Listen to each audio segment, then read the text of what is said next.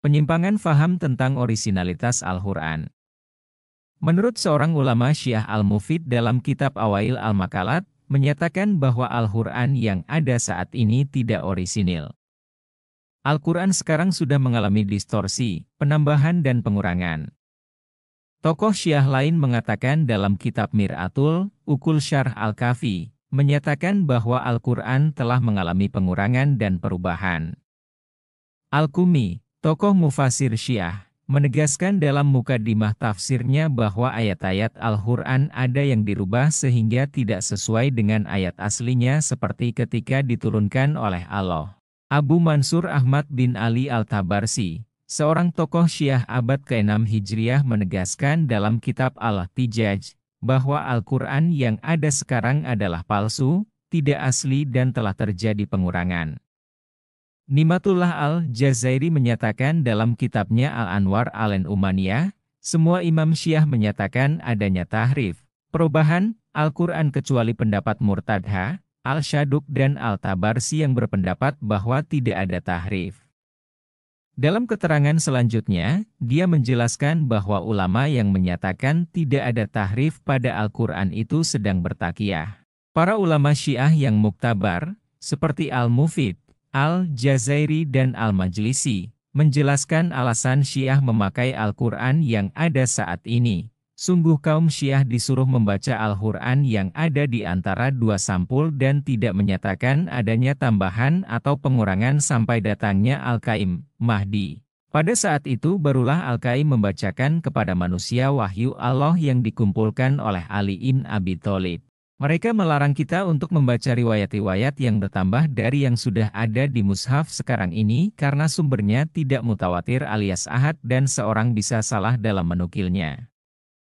Di sisi lain, jika orang Syiah membaca selain daripada yang ada di mushaf saat ini menyebabkan dirinya tertipu dan menyeretnya pada kehancuran, oleh sebab itulah para imam maksum melarang kita membaca selain dari yang ada di mushaf saat ini. Dalam publikasi Syiah Indonesia disebutkan, transkrip ini, Mushaf Ali, berisi komentar dan tafsiran yang bersifat hermeneutik dari Rasulullah yang beberapa di antaranya telah diturunkan sebagai wahyu tapi bukan bagian dari teks Al-Quran.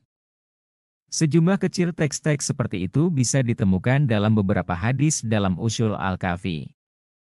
Ini merupakan penjelasan ilahi atas teks Al-Quran yang diturunkan bersama ayat-ayat Al-Quran. Jadi, ayat-ayat penjelasan dan ayat-ayat Quran jika dijumlahkan mencapai 17.000 ayat. Yang dimaksud Imam Ali dengan penjelasannya adalah tafsiran Tuhan yang khusus. Amirul Mukminin kemudian menyembunyikan transkrip tersebut, dan sepeninggalnya transkrip itu diberikan kepada para imam yang juga menyembunyikannya hingga saat ini karena mereka berharap hanya ada satu Quran di antara kaum muslimin. Quran dan tafsirnya yang dikumpulkan Imam Ali tidak terdapat di kalangan Syiah di dunia kecuali Imam Mahdi. Jika transkrip Ali dulu diterima, maka sekarang ini Quran dengan tafsir yang khusus itu sudah berada di tangan umat, tetapi kenyataannya tidak begitu. Pandangan mayoritas ulama yang masyhur tentang keaslian Al-Quran. Para ulama menyatakan dengan tegas bahwa Al-Quran yang dipegang dan diamalkan umat Islam saat ini di seluruh dunia adalah asli, tidak ada pengurangan maupun penambahan. Allah langsung yang menjamin keaslian dan keterpeliharaannya dari tahrif, distorsi dan interpolasi. Sungguh kami yang telah menurunkan Al-Quran dan kami pula yang akan menjaganya. Quran Surat Al-Hijr ayat 9. Keyakinan inilah yang menjadi prinsip yang dipegang seluruh ulama Islam. Al-Qadi Liyad menukil pernyataan Abu Utsman Al-Haddad bahwa semua ahli tauhid bersepakat atas kekafiran orang yang mengingkari satu huruf dari Al-Quran. Ibnu Qudamah Al-Maqdisi menyatakan, tidak ada perbedaan di antara kaum muslimin bahwa orang yang mengingkari satu surah atau ayat atau kata, atau huruf dari Al-Quran, disepakati telah kafir. Imam Ibnu Hazm berkata, mengatakan di antara dua sampul Al-Quran ada perobohan adalah kekufuran yang nyata dan mendustai Rasulullah Shallallahu Alaihi Wasallam. Abdul Qahir Al-Baghdadi menulis, Ahlus Sunnah mengkafirkan orang Rafidah yang beranggapan Al-Quran saat ini tidak menjadi hujjah disebabkan klaimnya bahwa para sahabat Nabi telah merubah sebagian Al-Quran dan mentahrif sebagian lainnya. Al-Imam Al-Hafiz Abu Amr Al-Dani berkata, orang yang menolak atau mengingkari satu huruf dalam Al-Quran adalah kafir. Orang yang meyakini terjadinya perubahan dalam Al-Quran adalah sesat, menyesatkan, kafir dan bermaksud membatalkan ajaran Islam. Syekh Nawawi Banten berkata, orang yang mengingkari satu ayat atau satu huruf Al-Quran atau menambahkan satu huruf ke dalam Al-Quran adalah murtad. Itikadi.